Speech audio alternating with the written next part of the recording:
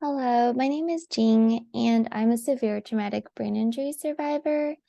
For the next 90 days, I'm going to challenge myself to reflect on my journey from where I was almost 10 years ago to where I will be in 90 days, which is my 10-year survival date. Um, I guess why I feel like this is important for me to do is because over the 10 years I've survived, I've come to realize I'm a relatively uncommon version of brain injury survivor, and it's largely part because of a condition I have called lifetime retrograde amnesia, meaning it's the type where you basically forget your whole life prior to waking up. And every person is unique, particularly when it comes to brain injury. And then the outcomes that happen are very dependent on what happens after you wake up and the kind of treatment you get over time. So I think for myself, one thing I discovered as I get closer to, this momentous day for myself is that I experience a lot of self-loathing. And a large part of that is because I feel really guilty about not advocating, I think, more for potential patients like me, being the type of patient that I am, realizing how rare we are, possibly because trauma is so deeply intertwined with our experience that it's really hard to speak up for this patient type. And not to jump ahead or anything, but for patients who might be like me, the reason I'm able to speak out about my experience is because I've experienced a lot of panic attacks on the way to being capable now. But I think and I hope that even if people find this really boring or dumb, that maybe it'll reach someone who may be a brain injury survivor in whatever step of their journey. And maybe they'll have a condition like mine, and I don't want to scare them too much because I've seen what it's like sometimes when people discover me and too much information is shared at one time. It can be challenging for others to digest. So I'm trying to be thoughtful of that. And also, I just might as well just say it up front, but I understand that patients who have similar profiles like mine, it's really, really hard to determine our expected life expectancy because, unfortunately, and hopefully this has changed, but unsure because there's not a lot of literature about my version, is the anecdotal stories I read when I was earlier in my healing journey were about patients like me dying by suicide.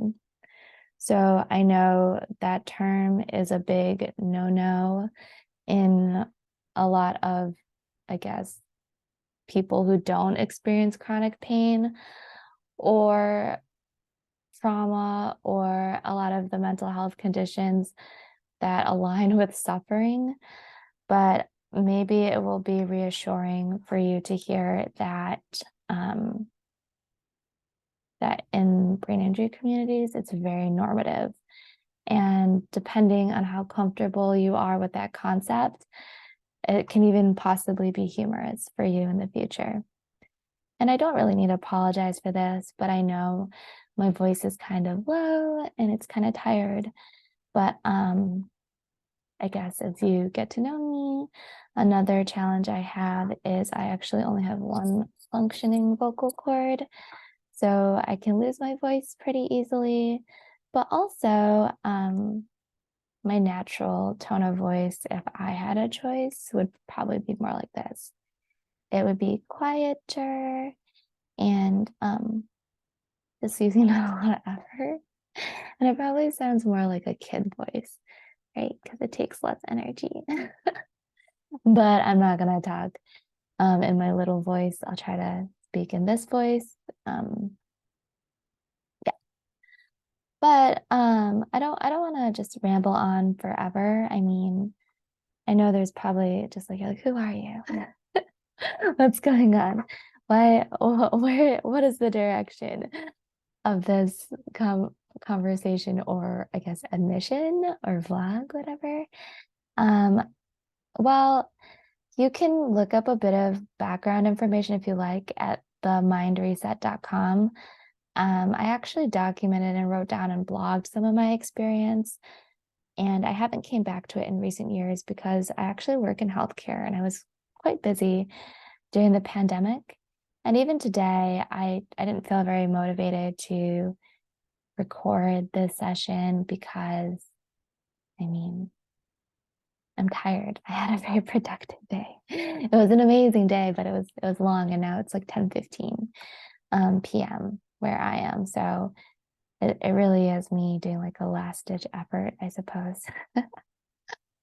But I do want to challenge myself, even if this is really lame and no one listens to it. It might be useful for me in a future time, or hopefully, like I said, helpful for another person like me. But I think I'll outline it because I have 90 days to go over 9 years.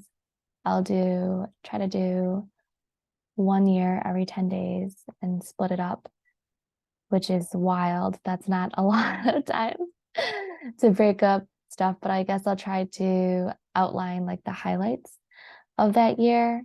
So, for example, my first year, the year that I woke up, if I were to talk about a theme, the theme of my first year of life was about how to live. That was the object of my existence. And if I were to describe it generally in one word, weird, yeah, but confusing. My first year was incredibly confusing as someone who just woke up, right? Like as an adult. And for reference, I am very lucky. There's a lot of things I know now in hindsight, but I woke up with a full-blown college bachelor degree education. So I'm waking up in my early 20s and with a college education. But I'm very confused because I have brain damage in different areas. I have different disabilities that are just so confusing. And I don't understand what's going on. It's like if you could be a hybrid person, I'm truly the definition of that in my mind. I have the capacity, and there's a lot of, I'm sure it's smart people who study just memory purely, and they can give you all these kind of scientific terms. But basically, it's like I'm more, and this is how I describe it in ways that people sometimes understand. It's like the movie The Bourne Supremacy, like Jason Bourne, he's like an assassin. He woke up and he basically was like traumatized all the time, but he could still like do his function. That is like me, not like, the movie 50 First Dates with like Drew Barrymore and Adam Sandler, and she forgot who she was like every single day of her life and she had to start over again. That is anterograde amnesia. And I don't have that. Like my life continues to build on each other.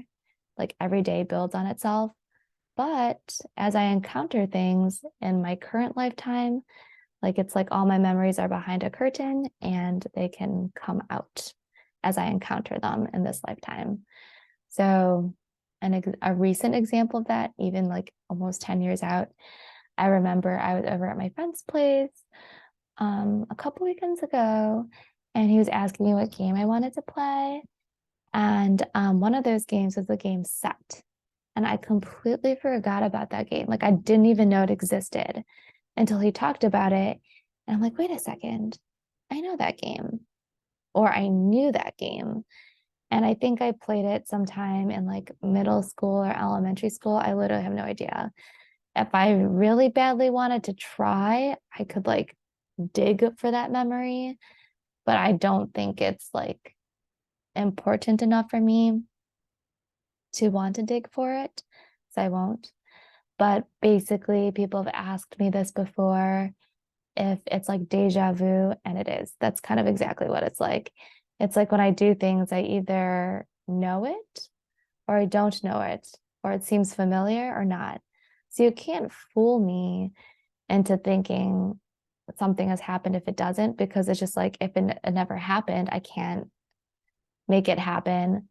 But if it is something that has happened, then I'll I'll know. It'll feel weird. It's just kind of like this feeling like, oh, I've done it before, or it's familiar. So that's probably the most defining and unique trait about me in my version of brain injury. But also, and I apologize, back into the grass. The reason why that's there is because um I guess to kind of and what's in the background is supposed to be a chicken salad sandwich, but it's actually a chickpea sandwich.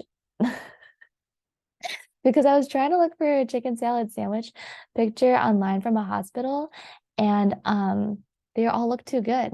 Like, everybody wants an aesthetic looking picture nowadays, that it's actually kind of hard to look for a not good looking version, right?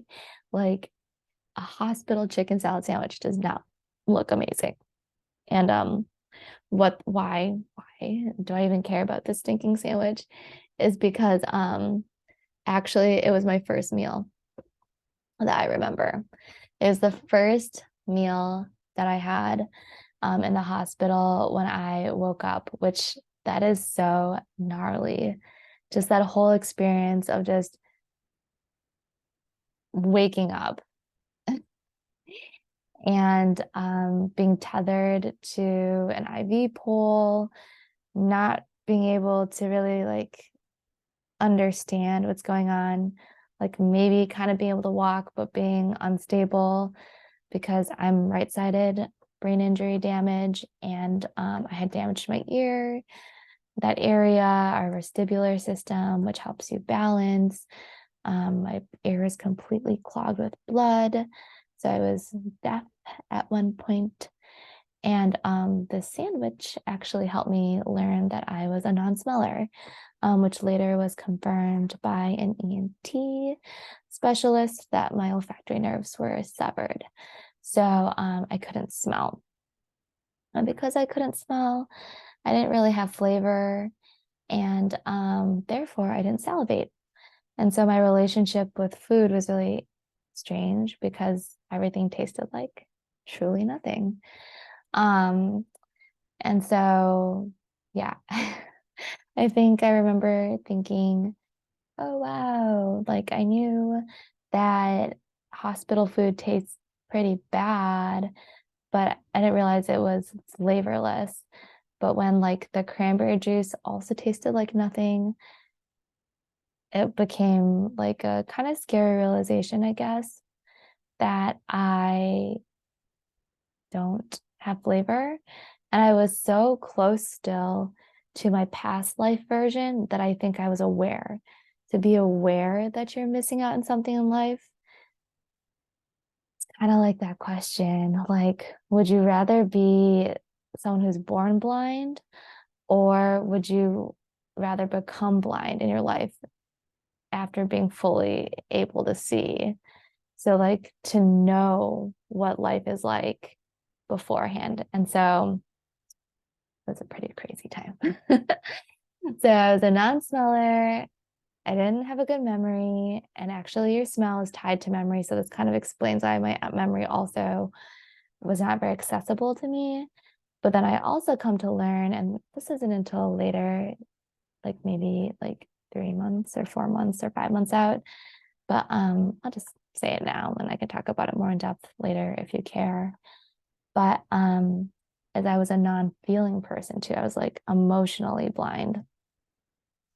So it's your smells and your emotions that really tie you to your memories. And because I didn't really have either, it actually contributed to the disability of another. So it was just so much going on between like having different hearing in both ears, one of my ears being clogged up, severed, just like literally hemorrhaging in my head. I could feel the blood pooling in my head. It sounded like a whooshing sound. It was very warm, like about to pass out, like often, not being able to walk. Like there's pictures of I have an older brother, like combing my hair for me. It's just so crazy to me that, within a decade of my life, I literally was just like, I don't know, basically about to die, but then modern medicine saved my life. So I guess this is what it looks like 10 years out. And yeah, there's probably other things I'm not really covering, but like fine. One last thing before I just kind of close out this random episode. I don't want any of these like ramblings to be more than 20 minutes. Is a random thing I feel like maybe you should do if you ever encounter someone you care about who's in a coma is it's like even like shows and stuff like that too, but like talking to them and touching them, but mostly the touching thing. And the reason I say that is because I think multiple of my friends at the time, they mentioned that they visited me in the hospital, but I don't remember like any of them visiting me until I was like fully conscious, like the time I woke up 100%. Like there were times, I guess, when I woke up and it seemed like I was functioning, but like I don't remember, like I wasn't there. And they talk about that, I guess, sometimes about patients like me is that, we can be alert, but we aren't alert. Weird. um, but when I fully woke up, like when I was conscious, when I was back on, I like stayed on. So that was pretty good. But there were two people that I do remember, and it's because they touched me. One of my friends, should I say people's names? I feel like I shouldn't, just in case. I don't know. Maybe they want to be private. Not a bad thing or anything. Fine, whatever. This person rubbed my toes. I know who you are. If that's any consolation to you, by the way, too. I remember you. I remember the influence you had on my life. You have to remember, I only have 10 years of memories. So things are a little bit more clear and a little bit more memorable in my world right now. But she rubbed my toes, and I just remember feeling that. Like, I don't know, maybe it made my time to waking up faster because I was getting stimulus. And then the other person at the time was I actually had a boyfriend when I had my accident. And this is probably the good thing about being in a relationship is that if you're communicating often, like every single day, he actually noticed that I wasn't responding. And so that's actually what helped alert him to come to the hospital, to come see me because I was acting out of pattern. And so I don't know, for the people you care about, like pay attention to the patterns and if something's kind of out of place, maybe check up on them or something. So yeah, he came and I remember he rubbed my hand and I just remember I think opening my eyes and I did not have good vision at the time. I've had LASIK now. It's pretty recent. I can talk about that in a future time. Like how to navigate that. And I've only had new eyes for less than 4 months, probably. No, 5 months. But yeah, because I got it in December, but of last year.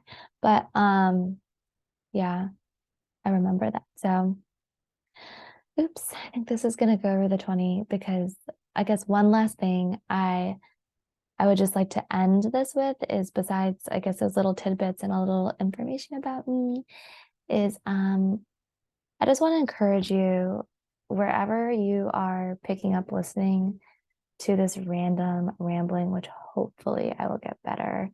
And then if you want to, you can offer advice on how to do this better.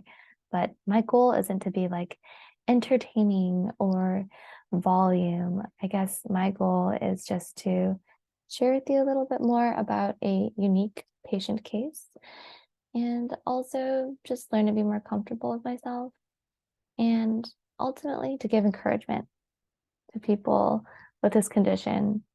I wish I could say that it gets better. It does. It does, obviously. But it's a hard journey. It's a long journey. I'm not going to say you're going to be like me exactly. I technically did it fast, but I think maybe it was harder because I did it more intensively. However, because I know the condition, to live like this to live like the beginning for a long time, it truly feels like torture. And I don't know how to describe the experience any other way except for torture. Um, but I guess like, what's the encouraging part? The encouraging part is that there will be moments that feel so amazing.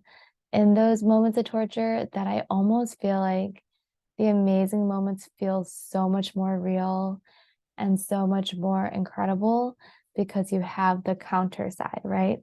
Like you can't see light without darkness. You can't see stars without a dark night sky. So, probably how I would describe it is you're going to be in the night time for a long time, but the stars will be so bright and it'll come from love. So we can talk about that more, but yeah, I hope you stick with it. I hope whatever you're going through, this is me talking to my brain buddies, my BBs, that just keep on keeping on. Okay, that wasn't too bad. I'll try again tomorrow. Thanks for listening.